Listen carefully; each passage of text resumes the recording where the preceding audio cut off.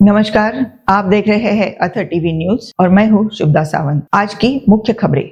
स्वतंत्रता दिवस पर आर्थिक प्रगति का संदेश, भारत को और मजबूत बनाने पर पीएम का जोर। स्वतंत्रता दिवस के मौके पर प्रधानमंत्री के संबोधन में देश की आर्थिक प्रगति, आत्मनिर्भरता और भविष्य के विकास लक्ष्यों पर विशेष जोर दिया गया। लाल किले से दिए गए संबोधन में भारत की विकास यात्रा और आने वाले वर्षों में देश को और मजबूत बनाने को लक्ष्य को प्रमुखता से सामने रखा गया। प्रधानमंत्री ने कहा कि भारत ने पिछले वर्षों में अर्थव्यवस्था के क्षेत्र में महत्वपूर्ण प्रगति की है और अब देश को विकास की नई ऊंचाइयों तक पहुंचाने की दिशा में तेजी से आगे बढ़ना है। रोजगार, बुनियादी ढांचे, तकनीक, उद्योग और नवाचार जैसे क्षेत्रों को आर्थिक विकास के महत्वपूर्ण आधार के रूप में देखा जा रहा है। सरकार का लक्ष्य भारत की अर्थव्यवस्था को मजबूत करने के साथ साथ युवाओं के लिए नए अवसर पैदा करना और देश की वैश्विक प्रतिस्पर्धा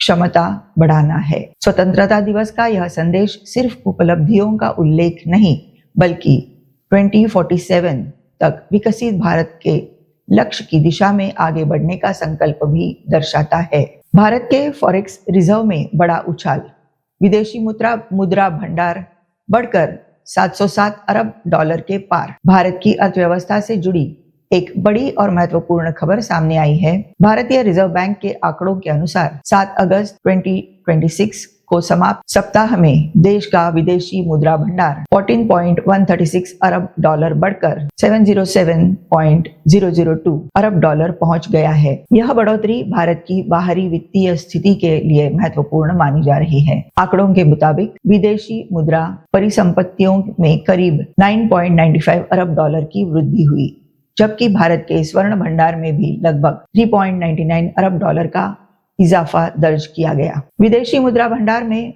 मजबूती से देश को वैश्विक आर्थिक अनिश्चितताओं के बीच एक महत्वपूर्ण सुरक्षा कवच मिलता है। साथ ही पर्याप्त विदेशी मुद्रा भंडार आयात भुगतान और रुपए की स्थिरता को संभालने में मदद करता है। भारत का फॉरेक्स रिजर्व बढ़कर 707 अरब डॉलर तक पहुंचाना देश की मजबूत होती बाहरी वित्तीय स्थिति का एक अहम संदेश माना जा रहा है। शेयर बाजार में रिकवरी की उम्मीद, लेकिन कच्चे तेल की कीमतें बनी बड़ी चुनौती। भारतीय शेयर बाजार को लेकर निवेशकों के लिए एक अहम अपडेट सामने आया है। हालिया बाजार विश्लेषण में भारतीय इक्विटी में आगे रिकवरी की संभावना जताई गई है। विशेषज्ञों के मुताबिक कॉर्पोरेट आय में सुधार, घरेलू निवेश और बेहतर वैल्यूएशन बाजार को समर्थन दे सकते हैं। हालांकि बाजार के सामने कुछ बड़ी चुनौतियां भी बनी हुई है। कच्चे तेल की ऊंची और अस्थिर कीमतें भारत जैसे बड़े तेल आयातक देश के लिए चिंता का विषय है।